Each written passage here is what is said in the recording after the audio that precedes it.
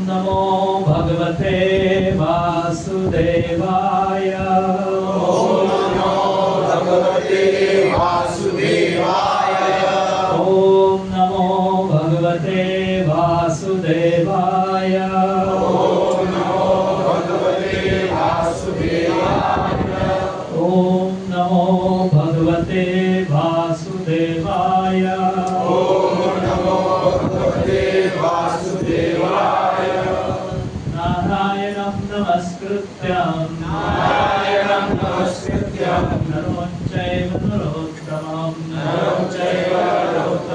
देवीं सरस्वतीं व्यासं देवीं सरस्वतीं व्यासं ततो जयामुदीरये नष्टप्रायेषु भद्रेषु भद्रेषु नित्यं भागवत सेवया भगवती उत्तम श्लोके भक्तिर्भवति नैष्ठिकी।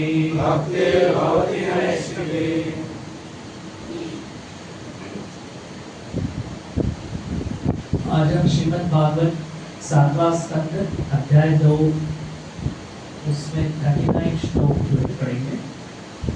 इस अध्याय का शीर्षक है असुरराज हिरण्यकशिपु और ये जो श्लोक हमने चुना है, चूज किया है आज चर्चा करने हेतु, वो यमराज जी जो है वो कहते हैं कि अहो वयम धन्यतमा यदत्र त्वक्तः पितृभ्यां न विचिन्तयामः अवक्षमाणा अबला वृकादिभिः सरक्षिता रक्षिति यो हि गर्वे।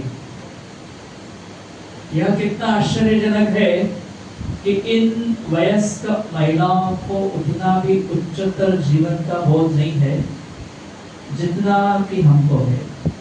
निस्संदेह हम अत्यंत भाग्यशाली है, क्योंकि यद्यपि हम बालक हैं और अपने माता पिता द्वारा जीवन संघर्ष करने हेतु असुरक्षित छोड़ दिए गए हैं, और यद्यपि हम अत्यंत निर्बल हैं तो भी हिंस्र पशुओं द्वारा न तो हमें खाया न तो विनष्ट किया गया। इस प्रकार हमें दृढ़ विश्वास है कि जिन पुरुषोत्तम भगवान ने हमें माता के गर्भ में भी सुरक्षा प्रदान की थी, वे ही सर्वत्र हमारे रक्षा करते रहेंगे। तात्पर्य ऐसी भक्तिवेदांत स्वामी श्री प्रभुपाद द्वारा, जैसे कि भगवत गीता के 18वें अध्याय में 61वें श्लोक में बताया गया है कि ईश्वर सर्वभूतानां हृदयेषु अर्जुन तिष्ठति। श्री भगवान प्रत्येक जीव के हृदय में स्थित रहते हैं। इस प्रकार भगवान सबकी रक्षा करते हैं और जीव की इच्छा अनुसार भोगने हेतु उसे विभिन्न शरीर प्रदान करते हैं। सब कुछ पूर्ण पुरुषोत्तम भगवान के आदेश से होता है। अतएव हमें जीव के जन्म तथा मृत्यु शोक हेतु शोक नहीं करना चाहिए, क्योंकि ये परमेश्वर द्वारा नियोजित है। भगवान श्री कृष्ण भगवद गीता में कहते हैं कि सर्वस्व चाहं मृत्युसन्निविष्टो मत्ता स्मृतिज्ञान ओहम् च। मैं सबके हृदय में स्थित हूँ और मुझसे ही स्मृति ज्ञान तथा विस्मृति उत्पन्न होती है। मनुष्य को चाहिए कि हृदय में स्थित भगवान के आदेश के अनुसार ही कर्म करे, किंतु जीव स्वतंत्र होकर कर्म करना चाहता है। अतएव भगवान उसे कर्म करने तथा फलों का अनुभव करने की सुविधा देते हैं। भगवान कहते हैं सर्वधर्म परित्याज्य माम एकम शरणं व्रज, अन्य समस्त कर्तव्यों को त्याग दो, केवल मेरी शरण में आ जाओ। जो पूर्ण पुरुषोत्तम भगवान के आदेश का पालन नहीं करता, उसे इस भौतिक जगत का भोग करने की सुविधा दे दी जाती है। भगवान बद्ध जीव को रोकने की जगह भोग करने का अवसर प्रदान करते हैं, जिससे परिपक्व अनुभव होने पर अनेक जन्मांतर के पश्चात बहुना जन्मांतर वो ये समझते हैं कि वासुदेव ही चरण कमलों में शरण ग्रहण करना चाहिए। यही सभी जीवों का एकमात्र कर्तव्य है। ओम अज्ञानतिमिरन्धस्य ज्ञानाञ्जनाशलाकया चक्षुर्मिलितं येन तस्मै श्रीगुरवे नमः। श्रीचैतन्यमनोभीष्टं स्थापितं येन भूतले स्वयं रूप कदा मह्यं ददाति स्वपदान्तिकम्। वन्देऽहं श्रीगुरो श्रीयुतापदकमलं श्रीगुरुं वैष्णवांश्च श्रीरूपं साग्रजातं सहगणा रघुनाथान्वितं तं सजीवं साद्वैतं सावधूतं परिजनसहितं कृष्णचैतन्यदेवं श्रीराधा कृष्णपदान् सहगणा ललिता श्रीविशाखान्वितांश्च। हे कृष्णा करुणा सिन्धु दीनबन्धो जगत्पते गोपेश गोपिका कान्त राधाकान्त नमोस्तुते। तप्त काञ्चन गौराङ्गी राधे वृन्दावनेश्वरी वृषभानुसुते देवी प्रणमामि हरिप्रिये। वाञ्छाकल्पतरुभ्यश्च कृपा सिन्धुभ्येव च पतितानां पावनेभ्यो वैष्णवेभ्यो नमो नमः। जय श्री कृष्ण चैतन्य प्रभु नित्यानंद श्री अद्वैत गदाधर श्रीवासादि गौर भक्तवृंद। हरे कृष्णा कृष्णा कृष्णा हरे हरे हरे राम राम राम हरे हरे। हरे कृष्ण। तो आज हम इस ISKCON के केंद्र में श्री नरसिंहदेव का प्राकट्य उत्सव मनाने हेतु यहाँ पर आए हैं। तो आप देखेंगे कि कृष्ण भावनामृत में ऐसे है कि साल भर कुछ न कुछ विशेष त्योहार हमेशा होते हैं। जिस पिछले महीने में हम लोगों ने राम नवमी का उत्सव मनाया होगा और कुछ समय के पश्चात फिर रथ यात्रा आएगी, उसके बाद जन्माष्टमी आएगी। तो इस प्रकार से साल भर त्योहार चलते रहते हैं और हमें कृष्ण की लीला के बारे में सुनने का अवसर प्राप्त होता है। तो उसमें हम देखते हैं कि ये विशेष करके प्रहलाद महाराज का ये जो कथा है, इस प्रहलाद महाराज के संरक्षण करने हेतु स्वयं भगवान नरसिंह रूप के अवतार में प्रकट हो गए। तो इस कथा जो है श्रीमद् भागवत के 7वें स्कंद में वर्णित है। तो उसमें ये जो कथा है,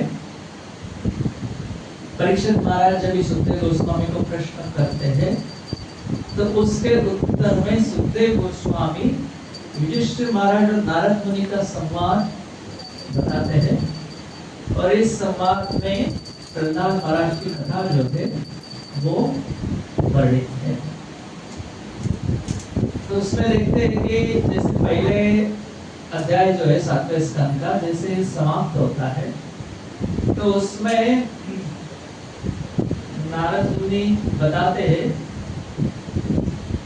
कि प्रहलाद महाराज जो 5 साल के होंगे उस समय जब हिरण्यकश्यप उनको मारने की चेष्टा करेगा, उस समय उस असुर राज का भगवान स्वयं आकर विनाश कर देंगे। तभी युधिष्ठिर महाराज को प्रश्न पड़ता है कि कैसे संभव है कि एक पिता जो है अपने पुत्र की हत्या करे और वो भी प्रहलाद महाराज जैसे सद्गुणी बालक है, 5 साल का बालक है। तो ये क्या कारण था कि हिरण्यकश्यप जो है वो सीधा प्रहलाद का वध करने का प्रयास कर रहा है।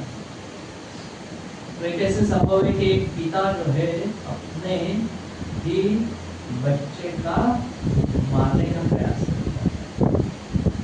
तो उसमें युधिष्ठिर महाराज आश्चर्य होकर नारद मुनि पूछते हैं कि क्या हिरण्यकश्यप को इतना मत्सरी हो गया था कि अपना जो बालक है प्रहलाद उसको ही मारने का प्रयास कर रहे।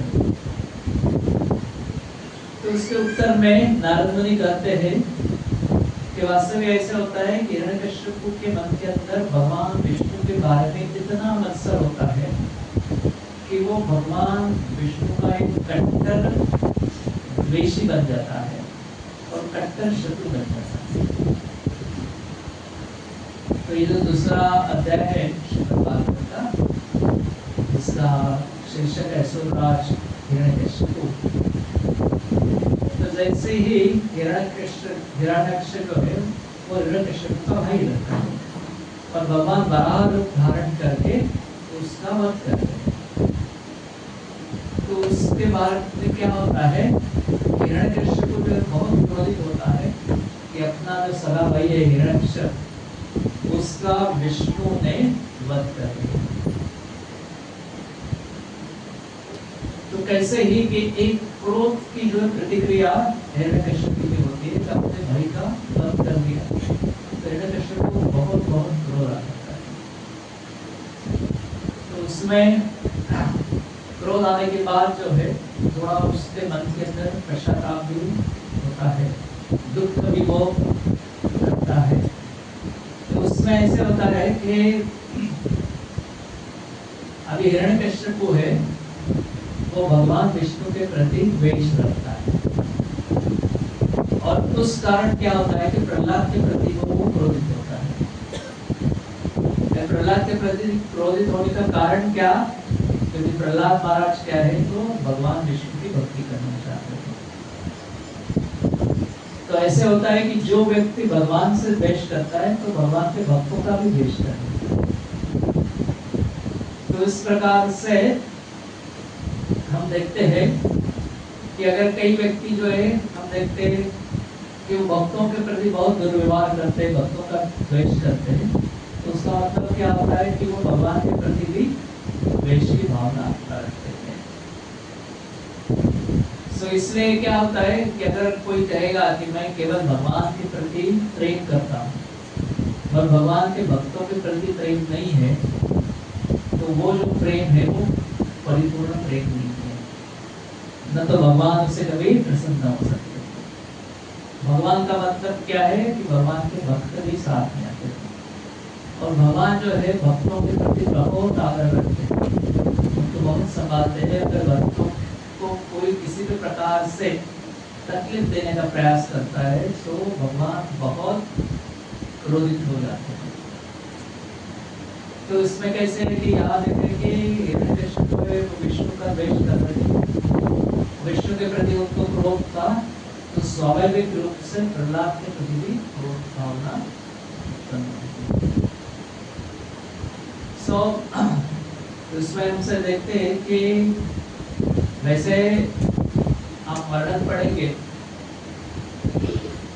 तो जब हिरण्यकश्यप का वध होता है जो नरसिंह चतुर्दशी के दिन का, तो उस समय भागवत में वर्णन है कि प्रहलाद महाराज आनंदित हो जाते हैं कि अपने असुर पिता जो है उसका वध हो गया। और इधर हम देखते हैं कि हिरण्यकश्यप जो है जब भी उसके भाई का वध होता है तो वो क्रोधित होता है। तो बाहरी रूप से ऐसे लगता है कि ये एक सेल्फिश भावना है, कि केवल स्वहित की भावना है, पर इसमें फर्क है। प्रहलाद महाराज जो है उनके मन के अंदर कोई किसी भी प्रकार की स्वहित की भावना नहीं थी, वो हमेशा सेल्फलेस यानी दूसरों के प्रति परोपकार की भावना रखते थे। उनके मन के अंदर भगवान के प्रति किसी भी प्रकार का द्वेष नहीं था।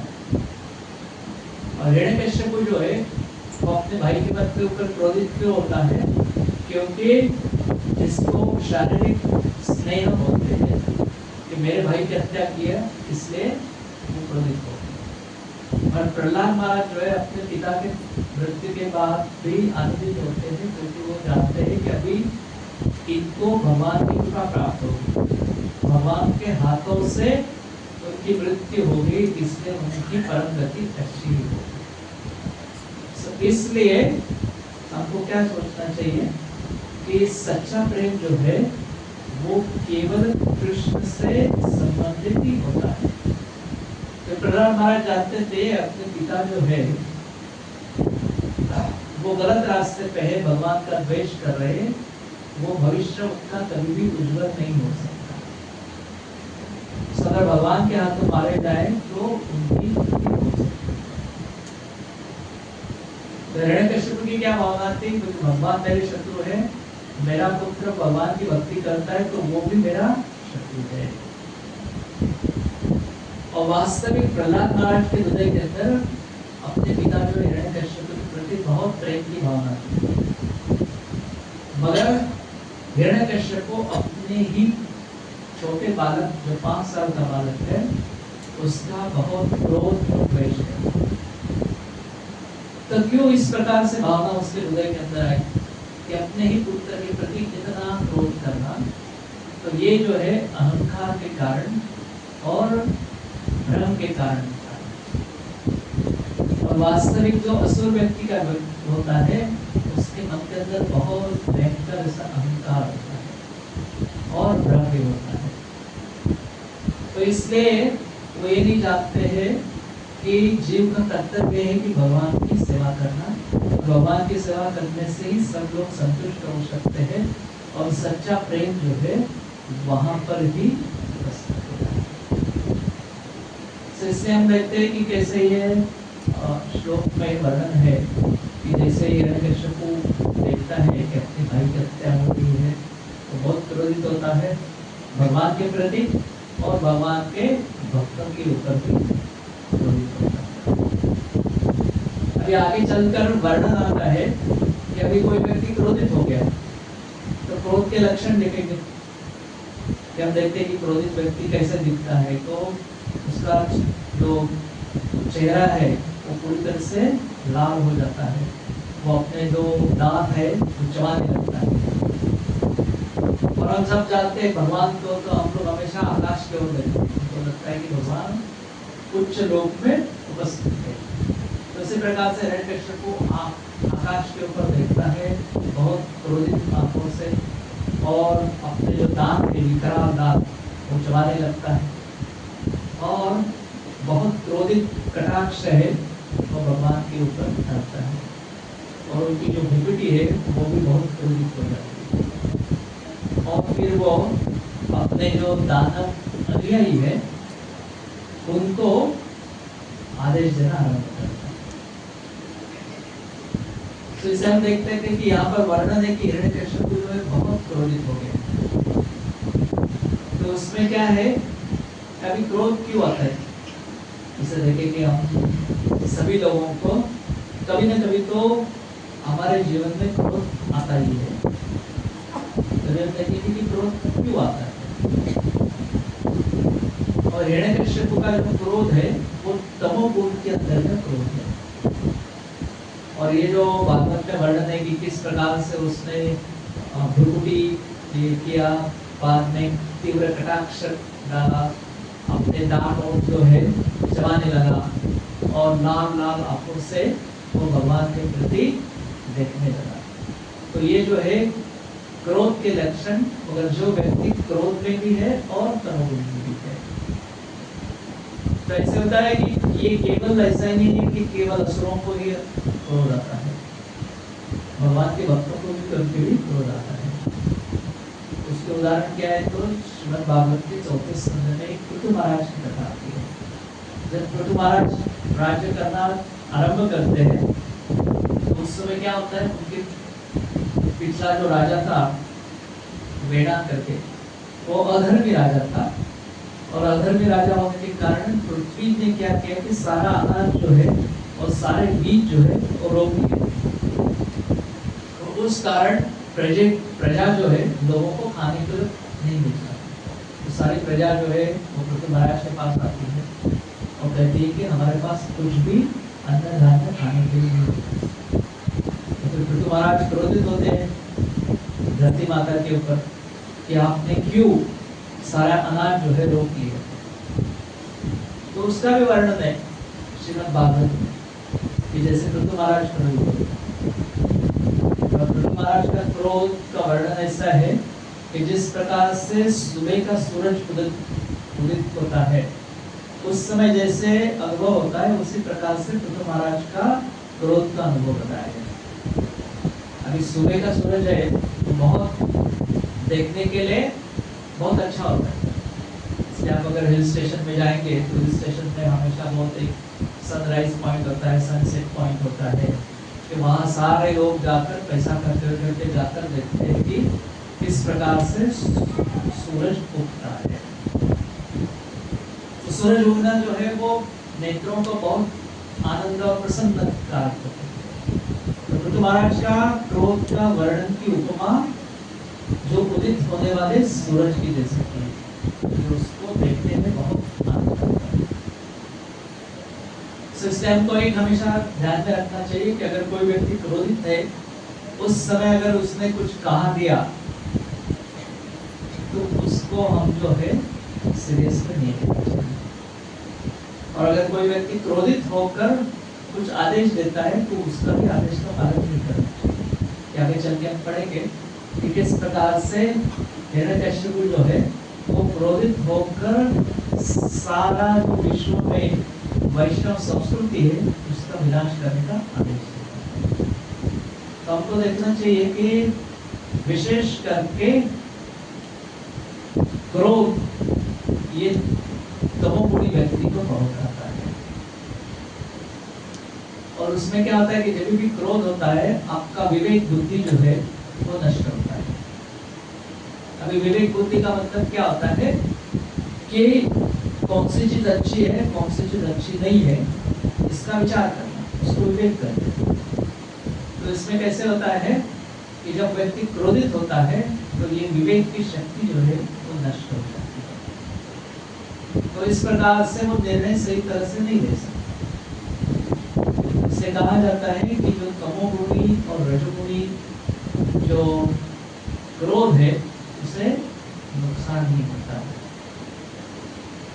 और हम देखते हैं कि और एक उदाहरण देखते हैं क्रोध का, मगर वो भक्तों को क्रोध आए। जैसे नारद मुनि है, नल कुबेर और मणिग्रीव को जब वो देखते हैं कि मंदाकिनी नदी है, उस नदी में वो एक मंदिर के नशा में होकर स्त्रियों के साथ जो है क्रीड़ा कर रहे हैं। नारद मुनि वहाँ आते हैं तो स्त्रियाँ जो है वो नारद मुनि को प्रणाम आदर करते करते प्रणाम करते हैं। नारद मुनि एक महान सत्य देवर्षि है, अगर वो आते हैं तो हर एक का एक कर्तव्य होता है कि उनको आदर सत्कार करे, प्रणाम करे, उनसे कुछ उपदेश ग्रहण करें। तो नल कुबेर मणिग्रीव जो है वो मध्य के इसमें होने के कारण वो नारद मुनि का अस्तित्व देखते ही नहीं, उनके प्रति किसी भी प्रकार का आदरपूर्वक व्यवहार नहीं करते। पर नारद मुनि उनको श्राप देते कि आप वृक्ष बनते, अगर ऐसे नहीं तो कहाँ पर वृक्ष होते? वो तो नंद महाराज के भवन में वृक्ष होते। याद है कि उनको सारे कृष्ण की बाल लीला देखने का सौभाग्य प्राप्त होता है। और अंत में जब भी उखड़ बंधन की लीला होती है उस समय उन दोनों का पूरी तरह से उद्धार हो जाता है। तो एक प्रकार से नारद मुनि ने क्रोध प्रकट किया, मगर क्रोध करते समय उन्होंने अच्छी तरह से तत्व ज्ञान भी बताया और ये बताया कि आपका जो है इस प्रकार से इतना पतित अवस्था हो गया है कि आप वृक्ष बन जाओ, और साधारण वृक्ष नहीं तो नंद महाराज के आंगन में आप वृक्ष बन जाओ। तो इसलिए हम देख सकते हैं कि एक असुर व्यक्ति का क्रोध है वो रजो और तमोगुणी का होता है और वो विध्वंस ही करता है। मगर अगर कोई भगवान के भक्त भले भी क्रोधित हो जाए मगर वो उस व्यक्ति के भलाई का ही सोचते हैं। तो इससे हम देखते हैं कि हिरण्यकशिपु के क्रोध का वर्णन यहाँ पर आता है और लोगों को लगता है कि क्रोध जो है एक भावना है। तो लोगों को लगता है कि एक अलग भावना है, मगर हमको देखना चाहिए कि क्रोध निर्माण कैसे होता है हृदय के।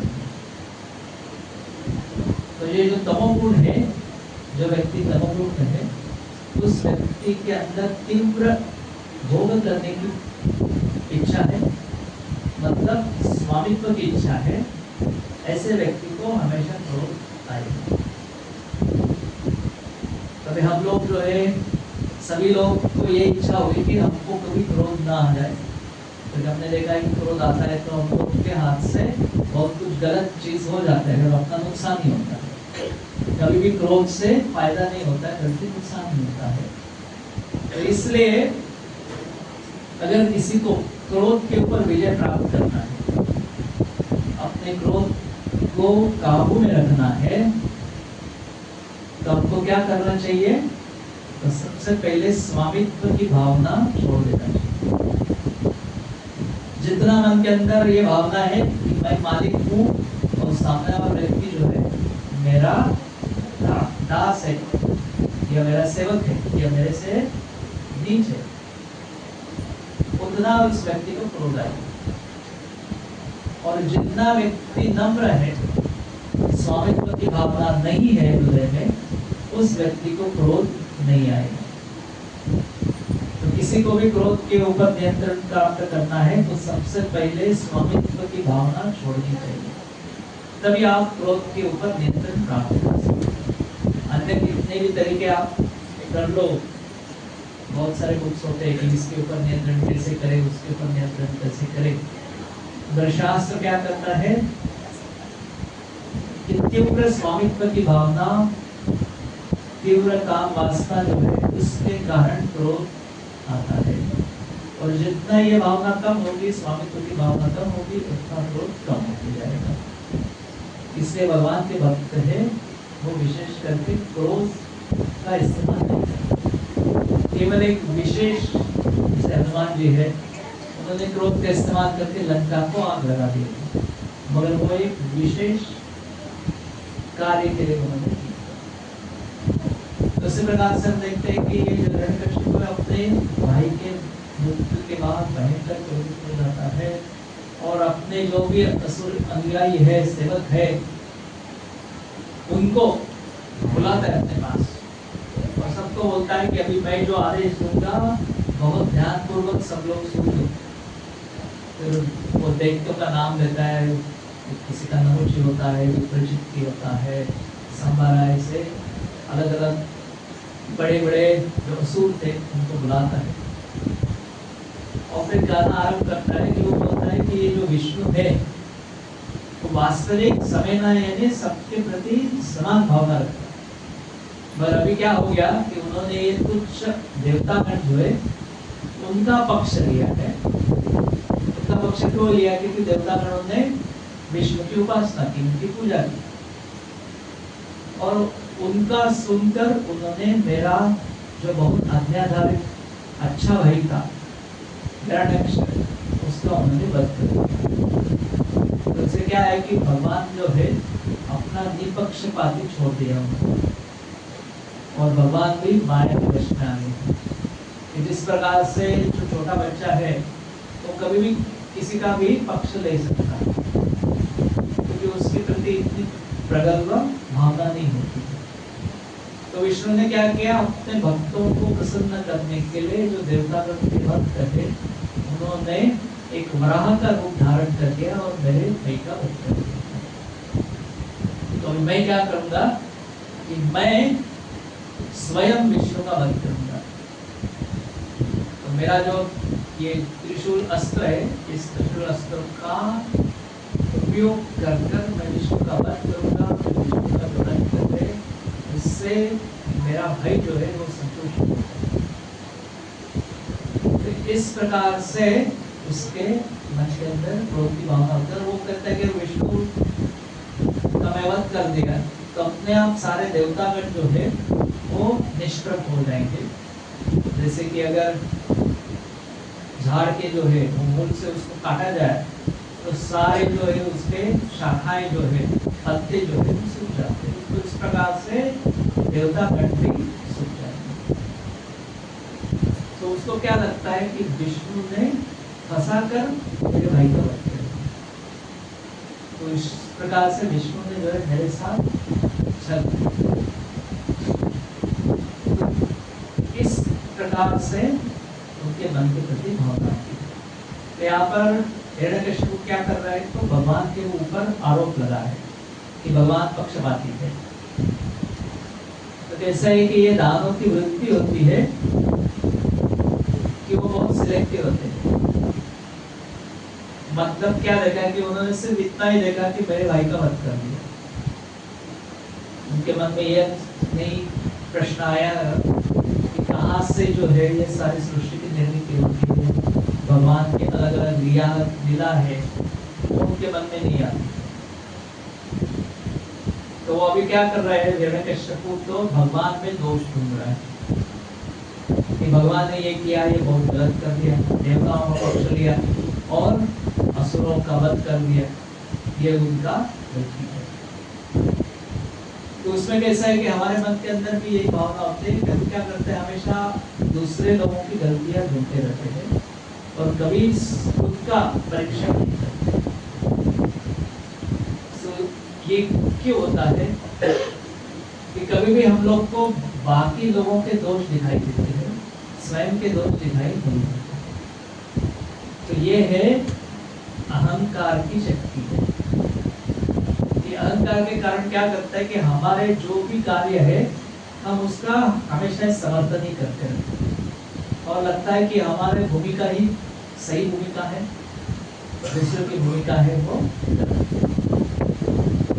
कभी भी हम लोग सेल्फ एनालिसिस नहीं करते मगर पब्लिक एनालिसिस बहुत करते हैं।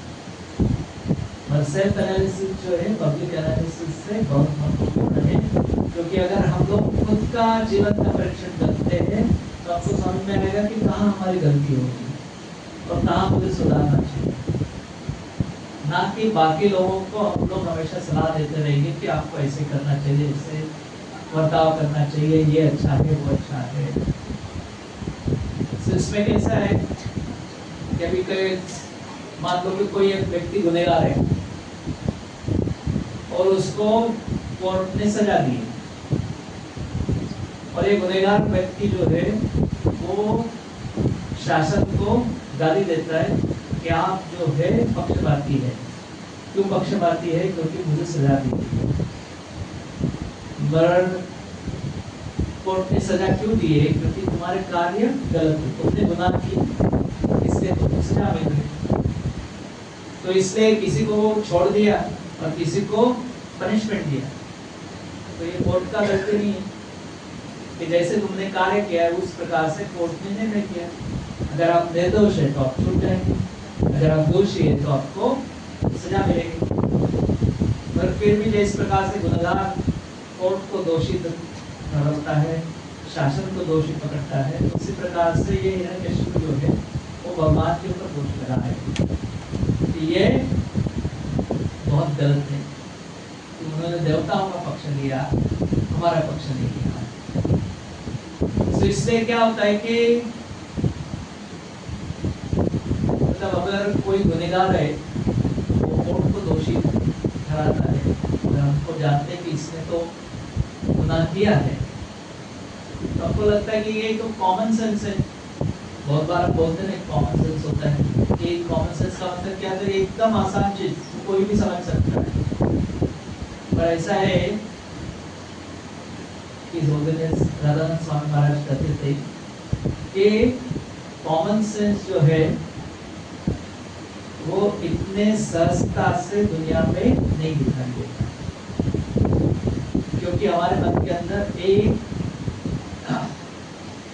अल्टेरियर मोटिव होता है, यानी अपने छुपे हुए उद्देश्य रहते हैं और हम इतना सिंसियर नहीं होते। तो इसलिए कई चीज जो है वो आसानी से समझ में आना चाहिए, मगर हम आसानी से समझ नहीं सकते।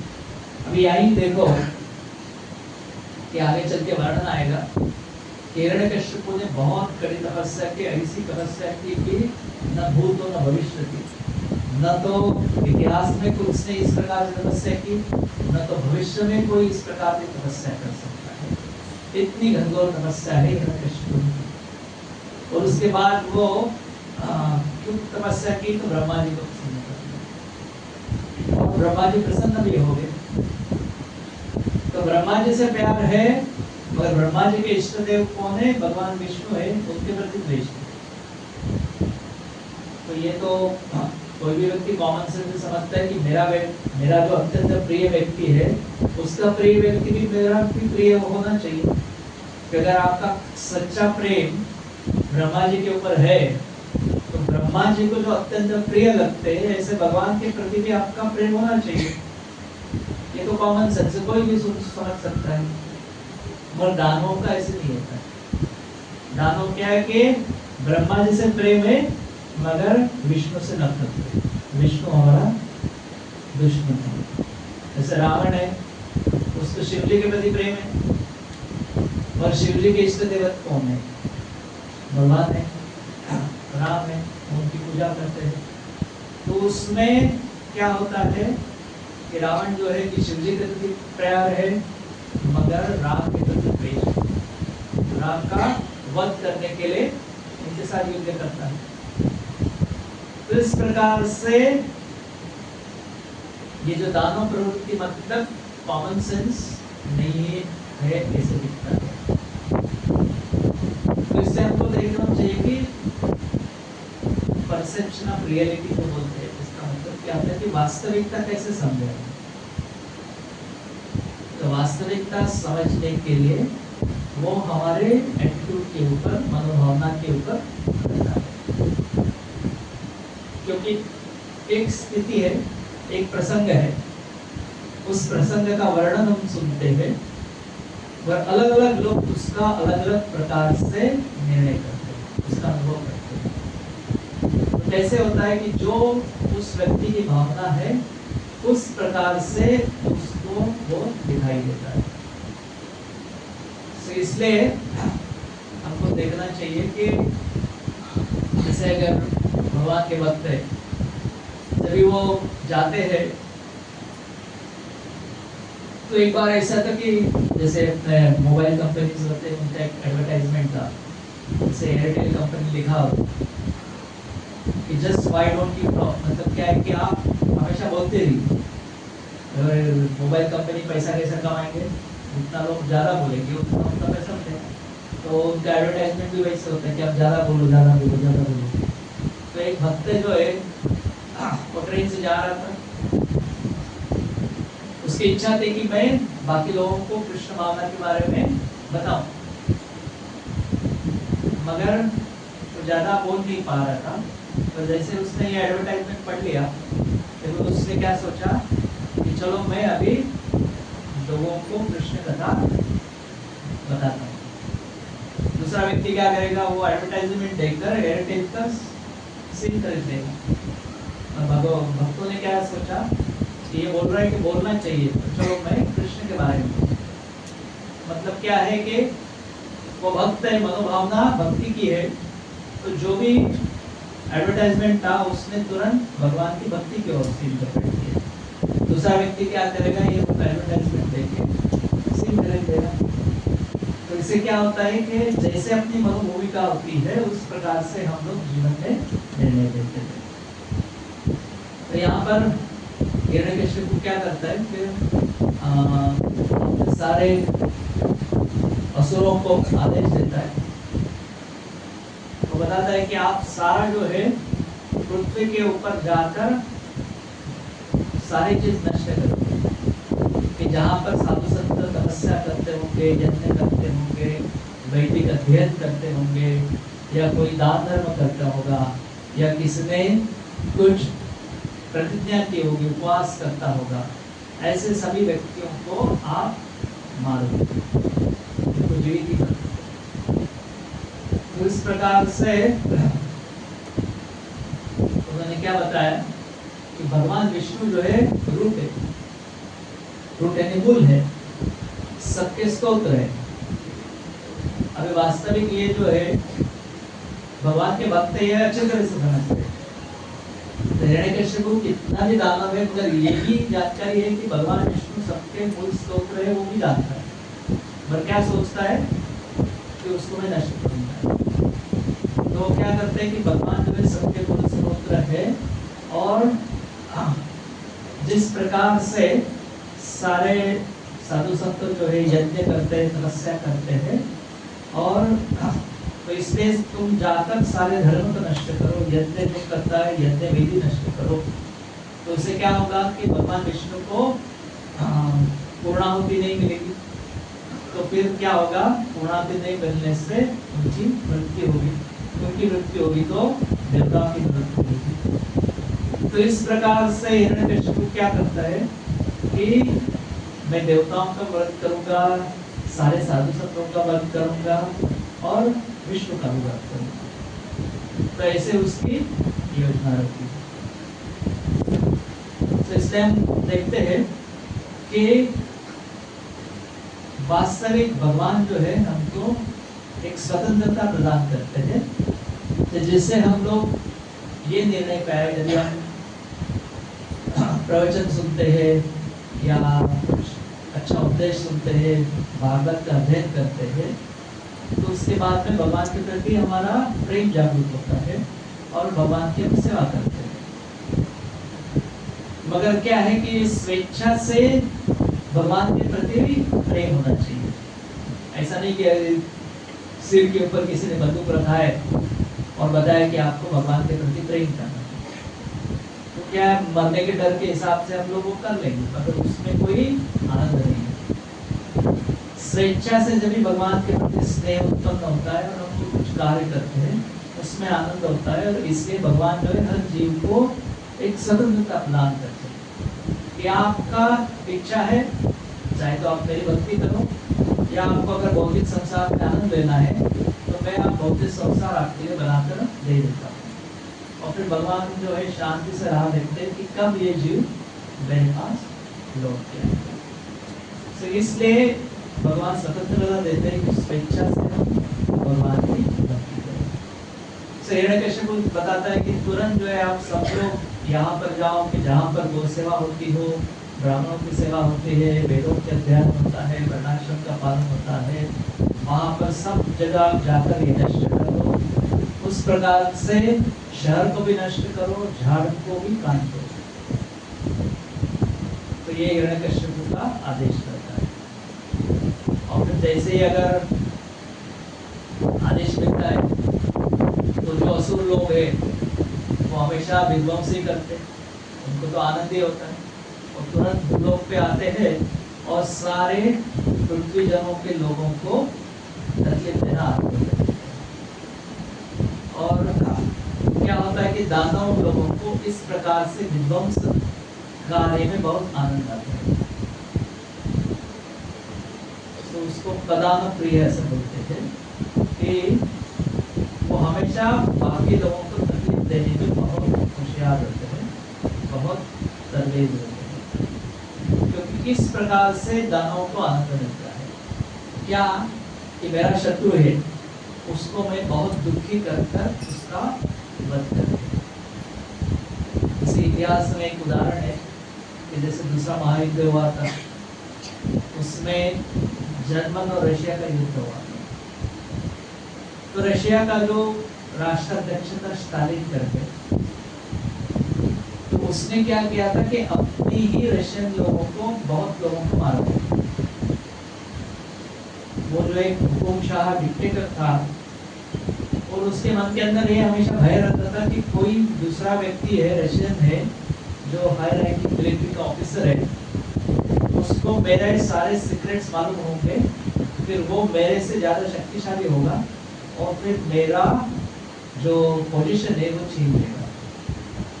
इसलिए वो क्या करता था कि अपने ही बहुत सारे हजारों लाखों लोगों की उसने हत्या कर ली ताकि वो मेरा पोजीशन छीन दे सके। तो उसमें क्या करता था कि वो अपने ही जो मिलिट्री के ऑफिसर्स हैं उनके साथ बहुत अच्छा व्यवहार करता था, उनका मुंह के ऊपर बहुत प्रशंसा करता था, और अचानक उनको बुलाकर उनको गोली से मार देते। तो तभी मरते समय उस व्यक्ति के ऊपर जो है आश्चर्य होता था कि कैसे मेरा ये दोस्त है, मेरे साथ हमेशा खाता पीता उठता है, और इसी व्यक्ति ने मेरे को मारकर, गोली मारकर हत्या की। तो ये जो आश्चर्य उनके चेहरे पर दिखाई देता, वो देखने में स्टालिन को बहुत आनंद होता है। तो इस ये जो है ये केवल आसुरी लोग हैं, उनको इस प्रकार से आनंद होता है। इसी प्रकार से सारे जो है सत्ययुग का ये वर्णन है कि सत्ययुग में भी हिरण्यकश्यप के लोग आते हैं और सब जगह जो है वो आग फैला देते हैं। सारे शहरों में, गांवों में, उद्यानों में, खेतों में, जंगल में, कि जहाँ पर साधुओं के आश्रम है, जहाँ पर गौशाला है, इस सभी स्थान पर वो लोग आग लगा देते हैं। तो इस प्रकार से जो है हम देखते हैं कि ये भौतिक दुनिया में हमेशा अस्थिरता है, कोई भी चीज शाश्वत नहीं है। अचानक जो है दो देशों के बीच में युद्ध आरंभ होगा, और कैसे होता है कि अभी युद्ध आरंभ होता है तो आपने अभी देखा होगा कि जैसे बॉर्डर के पास कुछ गांव है तो उनको बताते हैं कि आप घर छोड़कर चले जाओ, दूसरी जगह निर्वासित होना पड़ता है। तो कभी भी युद्ध होता है तो निर्वासित का मतलब क्या होता है कि अपना घर छोड़कर और कहीं चला जाए। तो ये स्थिति केवल ये भूलोक के लोगों की होती है, ऐसे नहीं, स्वर्ग में भी ये हो जाता है। हालांकि लोगों की इच्छा होती है कि हम बहुत पुण्य कर्म कर स्वर्ग में जाके आनंद प्राप्त करें, मगर इधर वर्णन क्या है, हिरण्यकश्यप जो है स्वर्ग के ऊपर राज्य करता है और सारे देवतागण जो है वो निर्वासित होकर चले जाते हैं। निर्वासित का मतलब क्या होता है कि ज्यादा से ज्यादा आपका एक बैग जो आप उठा सकते हैं वो लेकर जान बचाने के लिए आपको भागना पड़ता है, और फिर ऐसे जगह पे रहना पड़ता है कि जहाँ कोई सुविधा नहीं, एक निर्वासित जो कैंप्स होते हैं उसमें जाकर लोगों को रहना पड़ता है। तो ऐसी स्थिति सतयुग में भी आती है। रावण भी इस प्रकार से लोगों को बहुत तकलीफ देता था, उसके जो दानव अनुयायी थे वो भी इस प्रकार से लोगों को तकलीफ देते थे। तो बताया जाता है कि दानव लोग जो है ज्यादा से ज्यादा आपके प्रॉपर्टी छीन ले सकते हैं, मगर भगवान की भक्ति करने की जो हृदय के अंदर इच्छा है वो दानव कभी भी नष्ट नहीं कर सकते। तो आपको हमेशा ये सोचना चाहिए कि अगर कभी प्रसंग आ गया तो हो सकता है कि दानवों के कारण जो है हमको हमारी सारी संपत्ति खो देनी पड़ेगी, मगर कोई भी दानव भगवान की भक्ति करने की इच्छा आपसे छीन नहीं ले सकता। तो इसका मतलब क्या है कि कितनी भी प्रतिकूल परिस्थिति क्यों न हो, जिसको भगवान की भक्ति करनी है वो भगवान की भक्ति करेगा। और उसका उत्तम उदाहरण क्या है, तो श्री प्रहलाद महाराज जी है। प्रहलाद महाराज जो है कि सारे दानवों के बीच में थे, और हिरण्यकश्यप है वो वर्णन है कि किस प्रकार से अलग अलग प्रकार से उनको मारने का प्रयास करता है। वो हाथी के नीचे कुचला दिया जाता है, पर्वत के ऊपर से उनको फेंका जाता है, आग में उनको डाला जाता है, समुद्र में फेंका जाता है, मगर फिर भी वो जीवित रहते हैं और भगवान की भक्ति करते हैं। सो इसलिए इसे हमको ये देखना चाहिए कि ये निष्ठा हमारे हृदय के अंदर आना चाहिए कि कितना भी प्रतिकूल परिस्थिति क्यों न हो, मगर कोई भी व्यक्ति भक्ति करने की इच्छा जो है हमसे छीन नहीं कर सकता। सो इस प्रकार से ये वर्णन है कि सारा समाज जो है वो विध्वंस कर लेते हैं और कोई भी अच्छे कार्य जो है वहाँ पर नहीं कर सकते। तो ये साधु संत यज्ञ याग करते हैं, गो रक्षा करते हैं, ये सब कुछ जो है वो समाप्त होता है। हिरण्यकश्यप जो है अपने जो राष्ट्रक सेवक है उनको ये आदेश देकर भूलोक को भेज देता है। और कभी क्या होता है कि हिरण्यकश्यप जो है अपने जो रिश्तेदार है उनकी सांत्वना करना आरंभ कर देता है। तो वो क्या करता है कि अपने भाई के जो है हिरण्यकश्यप के अंत्य संस्कार सब करता है। फिर उनकी माता है दीदी है, और हिरण्यकश्यप की पत्नी जो है वृक्षभानु जी है, और उनके जो बेटे हैं शकुनी और संबरा और बाकी जो लोग थे उनकी सांत्वना करते हैं। वास्तविक हिरण्यकश्यप को बहुत क्रोधित होता है और वो बहुत उत्तम राजकारणी भी बनता है। तो इसलिए क्या करता है कि बड़े प्रेम से वो अपने जो परिवार के लोग हैं उनसे मीठे वचनों में, शब्दों में बोलना आरंभ करता है। और हिरण्यकश्यप भी तत्वज्ञान बताने लगता है। तो सबसे पहले तत्वज्ञान क्या होता है, जब भी किसी की मृत्यु हो जाती है तो जब हम वहां जाते हैं तो सबसे पहले हम कहते हैं कि आप शोक मत कीजिए। और ये जो हिरण्यकश्यप का जो मृत्यु हुआ तो युद्ध भूमि पर मृत्यु हुआ। तो जब युद्ध भूमि पर मृत्यु होता है उस व्यक्ति को हीरो माना जाता है कि उसने लड़ते हुए जो मृत्यु हासिल किया। ऐसा नहीं कि पीठ दिखाकर भाग गए वहां से, ऐसा नहीं हो कि हॉस्पिटल में पड़े रहे और कई महीनों के बाद उसकी मृत्यु। तो कहाँ पर है कि क्षत्रिय को एक गर्व होता है कि रणभूमि के ऊपर उसको मृत्यु प्राप्त हुई। तो वो अपने माता और फिर अपनी भाई की जो पत्नी है उनके सम्मान के बताते हैं कि देखो आप ऐसे मत सोचो कि उनकी मृत्यु होगी, पर उनको जो है वीर गति प्राप्त हुई है। अपने शत्रु को जो है के साथ युद्ध करते हुए उन्हें वीर गति प्राप्त हुई। और फिर वो बताने लगता है कि इस प्रकार से एक दूसरों के विलग होना ये कोई टाल नहीं सकता। और बताता है कि एक भगवान के व्यवस्था के अनुसार हम लोग एक किसी परिवार में अपने अपने कर्मों के अनुसार इकट्ठा होते हैं और फिर अपने कर्मों के अनुसार ही हम लोग अलग हो जाते हैं। फिर वो बहुत एक अच्छा उदाहरण देता है कि जैसे होटल है, तो होटल में क्या होता है कि अलग अलग लोग खाने के लिए इकट्ठा होते हैं, साथ में खाना खा लेते हैं, तो उसके बाद अलग अलग व्यक्ति अपने घर में चले जाते हैं, बाद में फिर कभी मिलेंगे भी नहीं। तो इसी प्रकार से कि जहाँ पर पीने के पानी की व्यवस्था है तो वहाँ पर भी कई लोग पीने के पानी के लिए इकट्ठा होंगे और उसके बाद अपने अपने घर पे। तो उसी प्रकार से हम लोग इस परिवार में आए हैं और मृत्यु अटल है और हम लोग एक दूसरे से अलग भी हो जाएंगे। तो वास्तव में एक दूसरे से देखा तो दानवों को भी ये मालूम होता है कि ये संसार अनित्य है और एक न एक दिन सबकी मृत्यु होने वाली है। हिरण्यकश्यप ऐसा जो राक्षस है उसको भी ये ज्ञान है, मगर कैसा है कि दानवों पे ज्ञान होता है पर ज्ञान के अनुसार कार्य नहीं करता। मतलब बोल तो रहा है इस प्रकार से, अगर इस प्रकार से बोल रहा है तो भगवान की भक्ति करनी चाहिए, और वैसा नहीं तो भगवान के साथ युद्ध करने का प्रयास।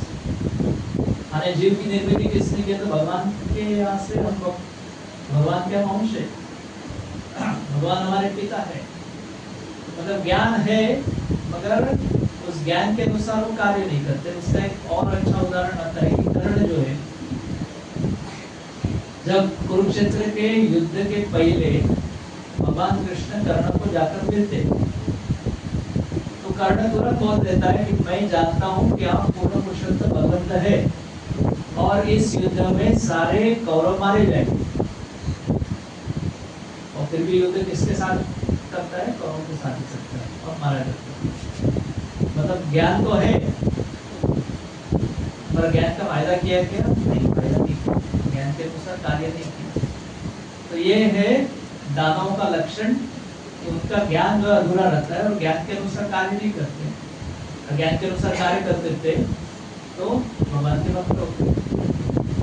तो इस प्रकार से अभी हिरण्यकश्यप जो है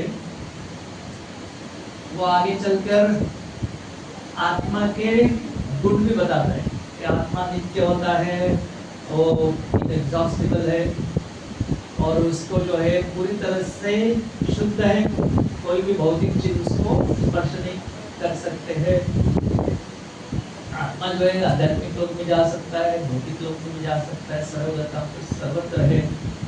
वो सर्वविद यानी पूर्ण ज्ञानी भी है और इस प्रकार से सब कुछ बोलता है कि आत्मा का गुण बताता है और किस प्रकार से आत्मा जो है एंटेंगल में आसक्ति में आ जाता है वो भी बता देता है कि अज्ञान के कारण और अपने दिए हुए स्वतंत्रता का गलत इस्तेमाल करने के कारण व्यक्ति जो है मोह पाश में बंदिश होता है। ये कौन बता रहा है? तो स्वयं हिरण्यकश्यप को अपने रिश्तेदारों को बता रहे हैं। फिर वो बताने लगता है कि किस प्रकार से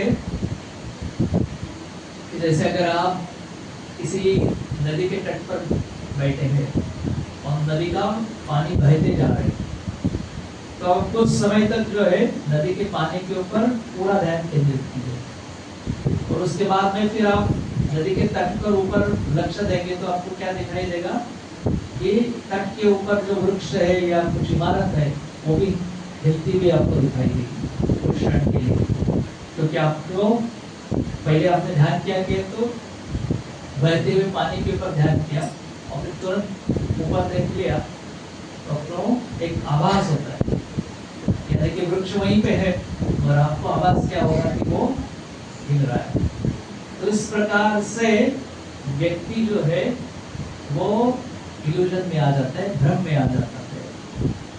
और फिर वो कहता है कि इस प्रकार से भ्रम करने से क्या होता है कि हम अपने आप को ये शरीर मानते हैं और इस प्रकार से संसार के अलग अलग दुख जो है हमको होते हैं, ये सब अपने को बताने लगते हैं। सो आप देखते हैं कि श्रीमद् भागवत में तत्वज्ञान भी है और साथ साथ भगवान की कथा भी है और वहाँ पे बहुत सारे उपमा भी दी है कि जिससे हम भगवान के तत्व समझ सकते हैं। तो एक दृष्टि से ये पढ़ने के बाद अगर आपने पढ़ा नहीं कि हिरण्यकश्यप को उवाच पढ़ा दी तो आपको लगेगा कि ये तो सही वर्णन बताया गया है शास्त्र में।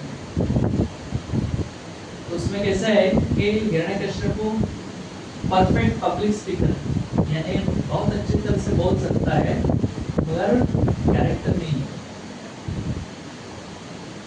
तो ये है और उसके बाद फिर आगे क्या करता है हिरण्यकश्यप को, तो एक कहानी बताने लगता है। अपने परिवार के सदस्यों की सांत्वना करना है तो कैसे सांत्वना करे, इतिहास का एक स्टोरी बोलना चालू कर देता है। तो एक महान राजा था, युद्ध में वो मारा जाता है, फिर सारे उसकी पत्नियां जो आ जाती है बहुत विलाप करना आरंभ करती है और सूर्यास्त का समय होने लगता है। मतलब कैसे होता है कि दिन में अगर किसी की मृत्यु होगी तो सूर्यास्त के पहले उसका अंत्यविधि होना चाहिए, मगर इस राजा के जो पत्नियां थी, रानियां थी, वो उसका शरीर जो है अंत्यविधि के लिए ले जाने के लिए मना कर रहे थे। वो उसके शरीर को ही आलिंगन करते हुए शोक करते हुए वहां पर बैठे रहे और संध्या के समय नजदीक आ रहा। तो इतना इस प्रकार से वो इतना करुण विलाप कर रहे थे कि उनका रोने का जो ध्वनि है वो यमराज के लोगों तक पहुंचता है। फिर यमराज क्या करते हैं, एक छोटे बालक के रूप में आ जाते हैं और वो तत्वज्ञान बोलना चालू करते हैं, यानी कि रानियों को सांत्वना देना आरंभ करते हैं, उनको ज्ञान देते हैं कि इस प्रकार से आपको इस प्रकार से विलाप करने का आवश्यकता नहीं, क्योंकि कैसे है कि आप कितना देर तक इस मृत शरीर को अपने पास रख सकेंगे। कुछ समय के बाद आपकी भी मृत्यु होने वाली है, यहाँ पर सारे लोग जो उपस्थित हैं उनकी मृत्यु होने वाली है। तो केवल आप इस मृतदेह को आलिंगन करते हुए रहेंगे तो आपका ही समय बर्बाद हो रहा है और ये जो व्यक्ति है जिसका मृत्यु हो गया है उसकी भी अच्छी गति नहीं हो सकती। तो इसलिए ये प्रकार से उपदेश करना आरंभ होता है, क्योंकि लोगों को इस प्रकार के भ्रम होता है। तो प्राणियों को क्या भ्रम होता है कि इस मृत शरीर को हम लोग पकड़ के रखेंगे, अगर वो व्यक्ति तो चला गया, पकड़ के रख के कोई फायदा नहीं होता।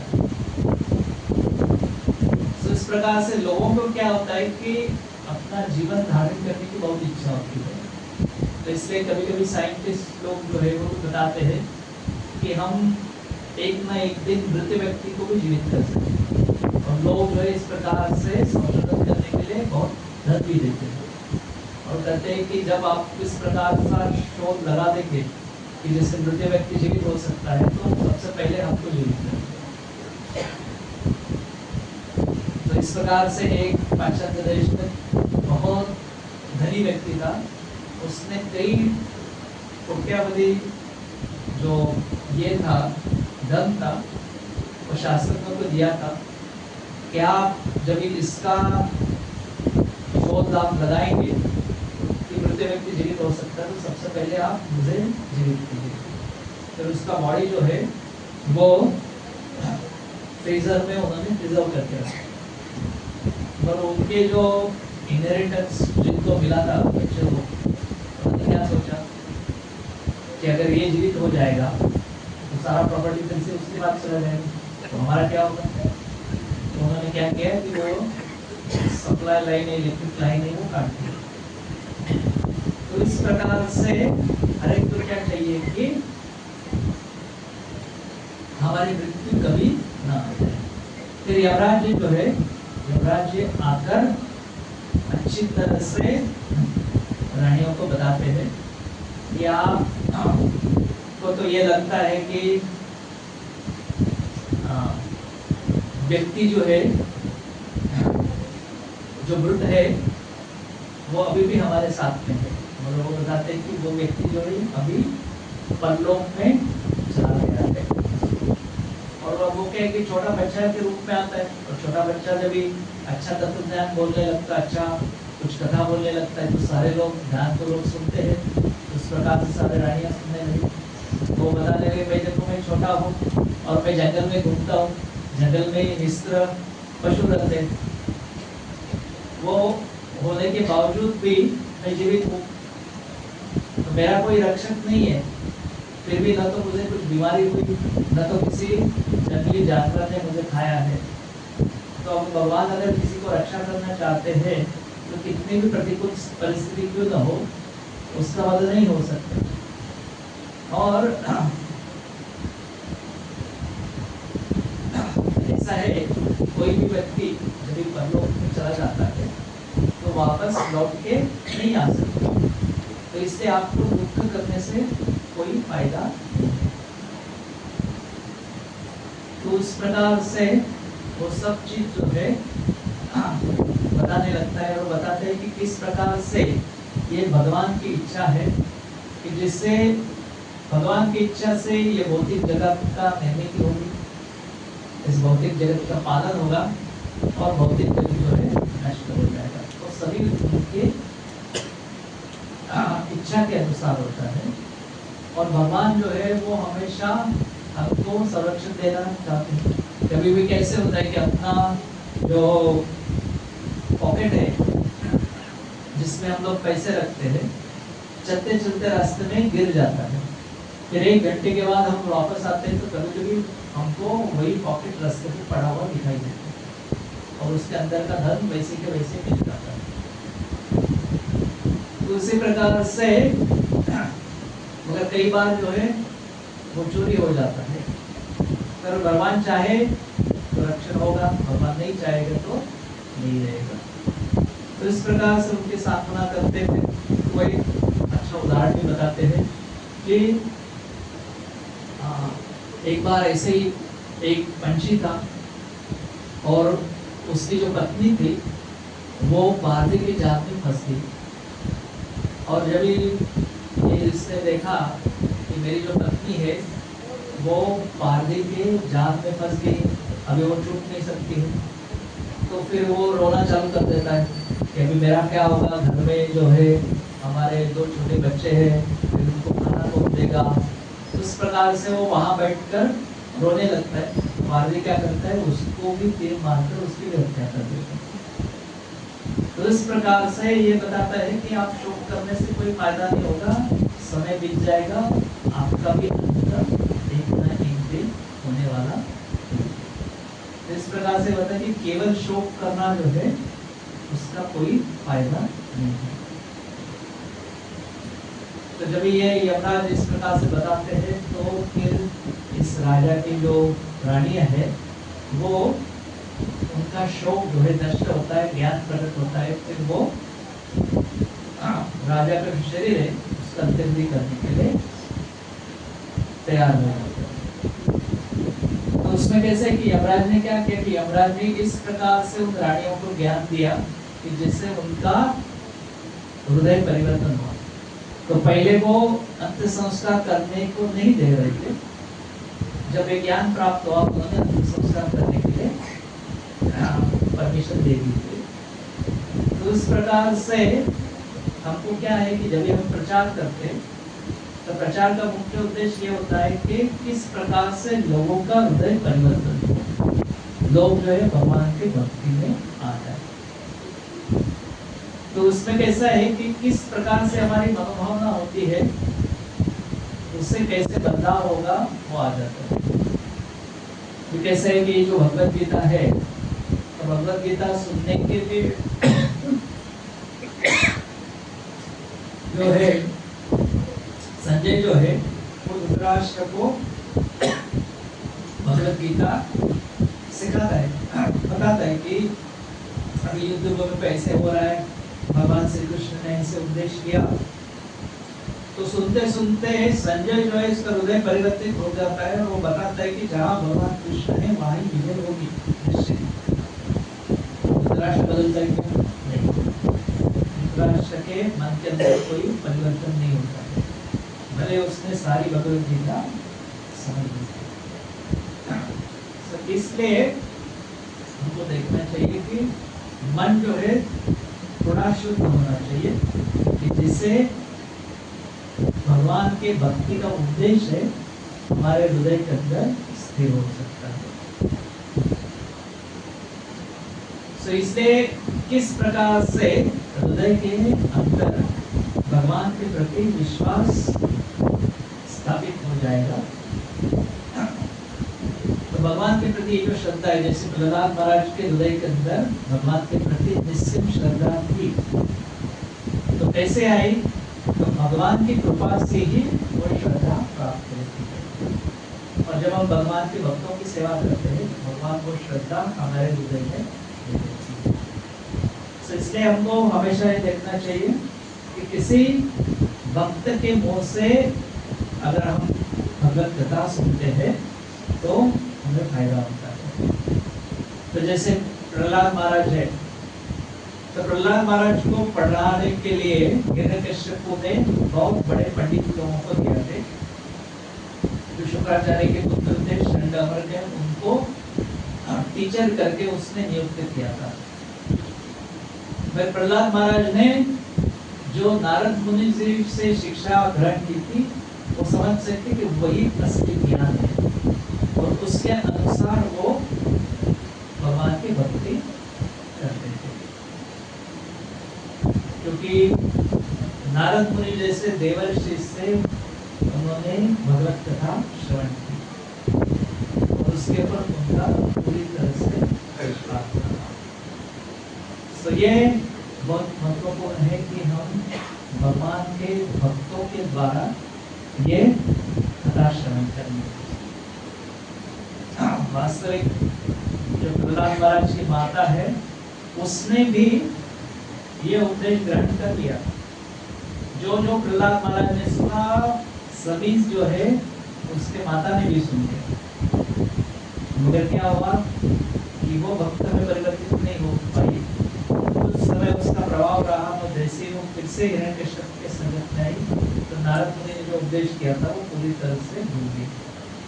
प्रहलाद महाराज जो है वो हमेशा नारद मुनि का जो संदेश है उसके ऊपर चिंतन करते थे और उससे ही उनको विश्वास प्राप्त होगा। सो ये बहुत महत्वपूर्ण है। और विशेष करके हमने देखा कि जब भी कोई व्यक्ति दुख में अवस्था में होता है, संकट की अवस्था में होता है, तो उस समय वो एक सुनने के मूड में रहता है। तो यहाँ पर हमने देखा यमराज जो है वो उन्होंने जो राजा के रानियां उनको उपदेश किया, तो रानियां बहुत शोक कर रहे थे अपने पति के मृत्यु के कारण। उस समय उपदेश करने के बाद उस उपदेश को उन्होंने ग्रहण कर लिया। तो इसलिए हमको हमेशा देखना चाहिए कि भगवान का ये जो उपदेश है वो हमेशा एक खुले हृदय के माध्यम से हमको सुनना चाहिए। और उसमें कैसे है कि जितना श्रद्धा पूर्वक हम भगवान का नाम ग्रहण करेंगे, जितना श्रद्धा पूर्वक हम भगवान की सेवा करेंगे, भगवान की भक्तों की सेवा करेंगे, तो हमारे हृदय के अंदर हमेशा भगवान निवास करेंगे। तो ये बहुत महत्वपूर्ण है कि हिरण्यकश्यप को का वध कर जैसे भगवान जो है वो प्रहलाद महाराज के भक्त का रक्षण करते हैं। तो इसलिए हमें हमारे जैसे साधक के लिए एक बहुत विश्वास हृदय के अंदर पैदा होता है कि भगवान इतने दयालु है कि अपना शब्द जो है वो सच करने के लिए खंबे से भी भगवान प्रकट होते हैं और भक्तों की रक्षा करते हैं। तो इसलिए भगवान जो है जितना आप उनको प्रेम से उनका नाम का जप करेंगे, उनकी कथा सुनेंगे, उतना श्रद्धा हमारे हृदय के अंदर निर्माण है। फिर जीवन में कितनी भी कठिन परिस्थिति क्यों ना आए, हम लोग उससे विचलित नहीं हो सकते। तो इसलिए हम इस संस्था में जो है हमेशा भगवान के जो भी अलग अलग अवतार है उस अवतार की लीला का वर्णन करते हैं और उससे अलग अलग जो है उपदेश ग्रहण करते हैं। और ये सारे उपदेश हमारे हमको जीवन में उतारने की हमें बहुत इच्छा होनी चाहिए, क्योंकि बहुत अच्छा मेडिसिन है। अगर आप मेडिसिन लेंगे नहीं तो आपका बीमारी दूर नहीं हो सकती। तो इसी प्रकार से जिस प्रकार से हम भगवान के कथा ग्रहण करते हैं, तो ग्रहण करने से हमारा हृदय परिवर्तित किस में होना चाहिए, तो ज़्यादा से ज़्यादा सेवा और नामस्मरण बढ़ना चाहिए। तो ये होने से हम भगवान की भक्ति कर सकते हैं। हरे कृष्ण।